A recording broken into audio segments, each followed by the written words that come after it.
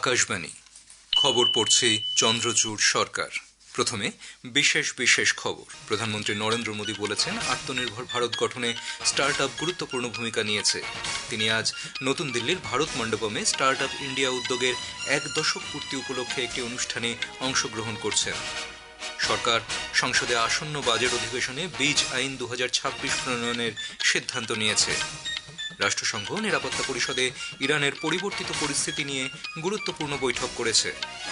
জম্মু ও কাশ্মীরের ভারত পাকিস্তান সীমান্তে পাকিস্তানি ড্রোন দেখা যাওয়ার প্রেক্ষিতে নিরাপত্তা ব্যবস্থা জোরদার করা হয়েছে। নতুন দিল্লিতে আজ ইন্ডিয়া ওপেন ব্যাডমিন্টন চ্যাম্পিয়নশিপের পুরুষদের সিঙ্গলসের কোয়ার্টার ফাইনালে খেলতে নামছেন লক্ষ্য সেন। আসছি বিস্তারিত খবরে। প্রধানমন্ত্রী নরেন্দ্র মোদী বলেছেন, আত্মনির্ভর ভারত গঠনে স্টার্ট আপ গুরুত্বপূর্ণ ভূমিকা নিয়েছে। তিনি আজ নতুন দিল্লির ভারত মণ্ডপমে স্টার্ট আপ ইন্ডিয়া উদ্যোগের 1 দশক পূর্তি উপলক্ষে একটি অনুষ্ঠানে অংশগ্রহণ করছেন। এই অনুষ্ঠানে প্রধানমন্ত্রী ভারতের স্টার্ট আপ ইকোসিস্টেমের সদস্যদের সঙ্গে মতবিনিময় করবেন।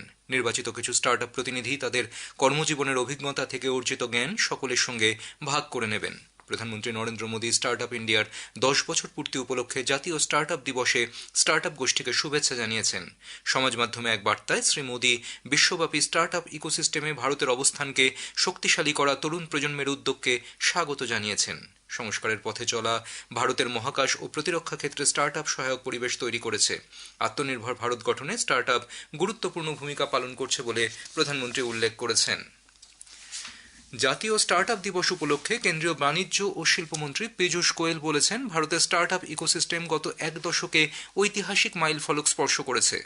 তিনি আজ উদ্যোক্তা, উদ্ভাবনকারী এবং শিল্পপতিদের উদ্দেশ্যে বলেন, ভারতের স্টার্ট আপ কর্মসূচি বিশ্বব্যাপী স্বীকৃতি পেয়েছে। ভারত আজ বিশ্বের 3য় বৃহত্তম স্টার্ট আপ ইকোসিস্টেমে পরিণত হওয়ায় তিনি যুবা শক্তির প্রশংসা করেছেন। Not that it has been an easy journey for any of them. They've also faced difficulties. They've also had to mortgage their homes to start their entrepreneurial journey or fructify their ideas. They've also gone through failures. Apart from what you will take away from Honorable Prime Minister's very invaluable guidance and comments will also help you shape your own journey as you progress in your life, in your careers to greater heights of success. উল্লেখ্য, 2016 সালের 16 জানুয়ারি প্রধানমন্ত্রী নরেন্দ্র মোদী সরকারের যুগান্তকারী কর্মসূচির অঙ্গ হিসেবে start up India শুরু হয়। এই উদ্যোগের মূল লক্ষ্য ছিল নতুন প্রজন্মকে উদ্ভাবনে উৎসাহিত করা এবং বিনিয়োগে আরও গতির সঞ্চার করা। এই উদ্যোগের আরও একটি উদ্দেশ্য হল ভারতকে চাকরির প্রার্থীর পরিবর্তে চাকরি সৃষ্টিকারীদের একটি জাতিতে পরিণত করা। গত 1 দশকে স্টার্ট আপ ইন্ডিয়া ভারতের অর্থনৈতিক ও উদ্ভাবনী কাঠামোর একটি ভিত্তিপ্রস্তর হিসেবে আবির্ভূত হয়েছে। প্রধানমন্ত্রী নরেন্দ্র মোদী আগামীকাল পশ্চিমবঙ্গ ও আসামের মধ্যে সংযোগ স্থাপনকারী বন্দে ভারত স্লিপার এক্সপ্রেস সহ বেশ কয়েকটি নতুন ট্রেনের উদ্বোধন করবেন। অন্যান্য ট্রেনগুলির মধ্যে রয়েছে new Jalpaiguri Nagercoil Amrit Bharat express, new Jalpaiguri Tiruchirappalli Amrit Bharat express, Alipurduar SMBT Bengaluru Amrit Bharat express, Alipurduar Mumbai Panvel Amrit Bharat express, Radhikapur SMBT Bengaluru mail express এবং Balurghat SMBT Bengaluru mail express. এর ফলে পশ্চিমবঙ্গ, আসাম, বিহার, ওড়িশা, অন্ধ্রপ্রদেশ, কর্ণাটক, তামিলনাড়ু, মহারাষ্ট্র, উত্তরপ্রদেশ এবং মধ্যপ্রদেশের মধ্যে যাত্রী যোগাযোগ উন্নত হবে। সরকার আসন্ন বাজেট অধিবেশনে বীজ আইন 2026 আনবে বলে কেন্দ্রীয় কৃষি ও কৃষক কল্যাণ মন্ত্রী শিবরাজ সিং চৌহান জানিয়েছেন। নতুন দিল্লিতে আজ সাংবাদিকদের তিনি বলেন, সরকার নিম্নমানের নকল বীজ নিয়ন্ত্রণ করতে এই আইন আনছে।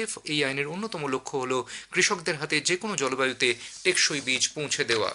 इसमें ट्रेसेबिलिटी का पूरा एक सिस्टम होगा। जो बीज आएंगे वो ये पता चलेगा कि डीलर के पास कहां से आए।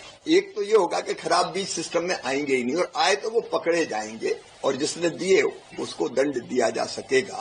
इसकी व्यवस्था की गई है। सीड कंपनी का रजिस्ट्रेशन बाकायदा किया जाएगा। इससे अनाधिकृत रूप से अगर कोई बीज बेचेगा तो वो भी जानकारी तत्काल प्राप्त की जा सकेगी। রাষ্ট্রসংঘ নিরাপত্তা পরিষদ গতকাল ইরানের পরিবর্তিত পরিস্থিতি নিয়ে গুরুত্বপূর্ণ বৈঠক করে। সে দেশের সরকার বিরোধী আন্দোলন, মুদ্রাস্ফীতি, শত শত মানুষের মৃত্যু এবং অসংখ্য মানুষের আটক করা নিয়ে সদস্যরা উদ্বেগ প্রকাশ করে। বৈঠকে মার্কিন যুক্তরাষ্ট্র ইরানে হত্যাকাণ্ড প্রসঙ্গে সে দেশকে সতর্ক করে দেয়। এই হত্যাকাণ্ড অব্যাহত থাকলে তারা যে কোনো বিকল্প ব্যবস্থা গ্রহণ করতে বাধ্য হবে বলে জানিয়েছে। রাশিয়া ও চীন সামগ্রিক পরিস্থিতি বিবেচনা করে সংযমের আবেদন জানিয়েছে। এদিকে ইরান সে দেশের অস্থির পরিস্থিতির জন্য বিদেশি শক্তিকেই দায়ী করেছে। এর ফলে পশ্চিম এশিয়া জুড়ে উত্তেজনা ছড়িয়ে পড়েছে। প্রধানমন্ত্রী নরেন্দ্র মোদী রবিবার 25শে জানুয়ারি আকাশবাণীতে মন কি বাত অনুষ্ঠানের মধ্য দিয়ে দেশ বিদেশের মানুষের সঙ্গে তাঁর চিন্তাভাবনা ভাগ করে নেবেন। এটি হবে মাসিক এই বেতার অনুষ্ঠানের 130তম পর্ব। আকাশবাণী ও দূরদর্শনের সবকটি চ্যানেলে সকাল 11টা থেকে এই অনুষ্ঠান শোনা যাবে। আকাশবাণী সংবাদ website, news on air mobile app, Akashvani ও দূরদর্শনের সংবাদ বিভাগ, প্রধানমন্ত্রীর দপ্তর ও তথ্য ও সম্প্রচার মন্ত্রকের ইউটিউব চ্যানেলেও অনুষ্ঠানটি শোনা যাবে। হিন্দিতে মূল অনুষ্ঠানটির পর সম্প্রচারিত হবে আঞ্চলিক ভাষার তর্জমা। খবর শুনছেন আকাশবাণী থেকে। আমাদের সংবাদ শোনা যাবে ইউটিউব চ্যানেল আকাশবাণী সংবাদ বাংলা, ফেসবুক ও ইনস্টাগ্রাম আকাশবাণী সংবাদ কলকাতা এবং এক্স হ্যান্ডেল AIR নিউজ কলকাতাতে। জম্মু ও কাশ্মীরের পুঞ্চ ও সাম্বা জেলার নিয়ন্ত্রণ রেখায় গতকাল পাকিস্তানি ড্রোন দেখা যাওয়ার প্রেক্ষিতে নিরাপত্তা ব্যবস্থা জোরদার করা হয়েছে। ভারত পাকিস্তান সীমান্তের এই সংবেদনশীল অঞ্চলে উড়তে থাকা সন্দেহজনক ড্রোন দেখা যাওয়ায় সীমান্তে নিরাপত্তা বাহিনীর নজরদারি বৃদ্ধি করা হয়েছে। সরকারি সূত্রে বলা হয়েছে, গোটা পরিস্থিতির দিকে তীক্ষ্ণ নজর রাখা হচ্ছে। এদিকে উপত্যকার রাজৌরি জেলার মঞ্জাকোট থানার কাকোড়া গ্রামে নিরাপত্তা বাহিনীর তল্লাশি অভিযানের সময় একটি বিস্ফোরক IED নিষ্ক্রিয় করা হয়। একটি লুকোনো ব্যাগ পরীক্ষা করে নিরাপত্তা বাহিনী 3.5 কেজি ওজনের IED নিষ্ক্রিয় করে। বোমা নিষ্ক্রিয় করার সময় কোনো সম্পত্তি বা প্রাণহানির ঘটনা ঘটেনি।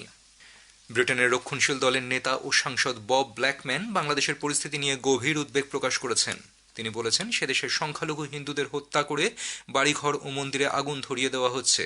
হাউস অব কমন্সে বক্তব্য রাখার সময় তিনি বলেন, 12ই ফেব্রুয়ারি বাংলাদেশের নির্বাচন, কিন্তু সেদেশের গণতান্ত্রিক পরিস্থিতি যথেষ্ট উদ্বেগজনক। ব্ল্যাকম্যান ব্রিটেনের বিদেশ সচিবকে বাংলাদেশের সংখ্যালঘুদের সুরক্ষা ও সুষ্ঠুভাবে নির্বাচন করার জন্য পদক্ষেপ নেওয়ার আহ্বান জানিয়েছেন। কলকাতা হাইকোর্টের 44তম প্রধান বিচারপতি হিসেবে আজ শপথ নিয়েছেন বিচারপতি সুজয় পাল। রাজ্যপাল ডক্টর CV আনন্দ বোস আজ সকালে তাঁকে শপথ বাক্য পাঠ করান। শপথ গ্রহণের পর প্রধান বিচারপতি দেশের বিচার ব্যবস্থায় বাঙালি বিচারপতি রাসবিহারী বসু, দেশবন্ধু চিত্তরঞ্জন দাস প্রমুখের কথা স্মরণ করেন। ভেনেজুয়েলার বিরোধী দলনেত্রী মারিয়া কারিনা মাচাদো আজ ওয়াশিংটন ডিসির হোয়াইট হাউসে মার্কিন রাষ্ট্রপতি ডোনাল্ড ট্রাম্পের সঙ্গে দেখা করেন। এই সময় তিনি মার্কিন রাষ্ট্রপতিকে তার নোবেল শান্তি পুরস্কার তুলে দেন। সমাজ মাধ্যমের এক বার্তায় মার্কিন রাষ্ট্রপতি মাচাদোর প্রশংসা করে এই পদক্ষেপকে সাধুবাদ জানিয়েছেন। রাজ্যে চলতি SIR প্রক্রিয়ার সময়সীমা 19শে জানুয়ারি পর্যন্ত বাড়ানো হয়েছে। নির্বাচন কমিশনের এক নির্দেশিকায় জানানো হয়েছে, SIR সংক্রান্ত পূর্ব ঘোষিত সময়সূচি পুনর্বিবেচনায় সংশ্লিষ্ট রাজ্যগুলির অনুরোধ এবং বাস্তব পরিস্থিতি বিবেচনা করেই এই সময়সীমা বাড়ানো হয়েছে। নির্দেশিকায় পশ্চিমবঙ্গ সহ গোয়া, লাক্ষাদ্বীপ, রাজস্থান ও পুদুচেরির মুখ্য নির্বাচনী আধিকারিকদের অবিলম্বে রাজ্য গেজেটে সংশোধিত বিজ্ঞপ্তি প্রকাশ এবং সময়সীমা বৃদ্ধির বিষয়টি ব্যাপকভাবে প্রচারের নির্দেশ দেওয়া হয়েছে। লাদাখে স্পিথুক মঠে 2 দিনের বার্ষিক সন্ন্যাস উৎসব আজ থেকে শুরু হয়েছে। বিশ্বশান্তি, সমৃদ্ধি ও বিজয়ের জন্য দেবতা ও দেবীর সম্মানে 1 সপ্তাহ প্রার্থনা অনুষ্ঠানের পর এই উৎসব পালিত হয়। স্পিথুক মঠের এই উৎসব হল লাদাখের বছরের প্রথম সন্ন্যাস উৎসব। আশীর্বাদের জন্য দেবতাদের প্রার্থনা এই উৎসবের প্রধান আকর্ষণ বলে মনে করা হয়। তেল আভিভে ভারতীয় দূতাবাস সেখানকার বর্তমান পরিস্থিতির প্রেক্ষিতে ভারতীয়দের বিশেষ প্রয়োজন ছাড়া ইসরায়েল সফর না করার পরামর্শ দিয়েছে। যেসব ভারতীয় বর্তমানে ইসরায়েলে রয়েছেন তাদের পরিস্থিতির উপর বিশেষ নজর রাখতে এবং ইসরায়েলি কর্তৃপক্ষের জারি করা নিরাপত্তা সংক্রান্ত নীতি নির্দেশিকা কঠোরভাবে মেনে চলার পরামর্শ দেওয়া হয়েছে। জরুরি পরিস্থিতিতে তাদের ভারতীয় দূতাবাসের 24 ঘন্টার হেল্পলাইন নাম্বারে যোগাযোগ করতে বলা হয়েছে। হেল্পলাইন নাম্বার হল 972547520711 এবং 972543278392। নতুন দিল্লিতে আজ ভারতীয় তারকা লক্ষ্য সেন ইন্ডিয়া ওপেন ব্যাডমিন্টন প্রতিযোগিতার পুরুষদের সিঙ্গলসের কোয়ার্টার ফাইনালে চীনা তাইপের লিন চুন ইয়ের মুখোমুখি হবেন। এর আগে ইন্দিরা গান্ধী ইন্ডোর স্টেডিয়ামে শেষ 16 ম্যাচে লক্ষ্য সেন জাপানের কেন্তা নিশিমোতোকে স্টেট গেমে 21-19, 21-10 ব্যবধানে হারিয়ে কোয়ার্টার ফাইনালে পৌঁছে যান। শেষ করার আগে খবরের বিশেষ কিছু অংশ আর একবার। প্রধানমন্ত্রী নরেন্দ্র মোদী বলেছেন, আত্মনির্ভর ভারত গঠনে স্টার্টআপ গুরুত্বপূর্ণ ভূমিকা নিয়েছে। তিনি নতুন দিল্লির ভারত মণ্ডপমে স্টার্টআপ ইন্ডিয়া উদ্যোগের 1 দশক পূর্তি উপলক্ষে একটি অনুষ্ঠানে অংশগ্রহণ করেছেন। সরকার সংসদে আসন্ন বাজেট অধিবেশনে বীজ আইন 2026 প্রণয়নের সিদ্ধান্ত নিয়েছে। জম্মু কাশ্মীরের ভারত পাকিস্তান সীমান্তে পাকিস্তানি ড্রোন দেখা যাওয়ায় প্রেক্ষিতে নিরাপত্তা ব্যবস্থা জোরদার করা হয়েছে। খবর শেষ হলো, এখন শুনবেন স্থানীয় সংবাদ।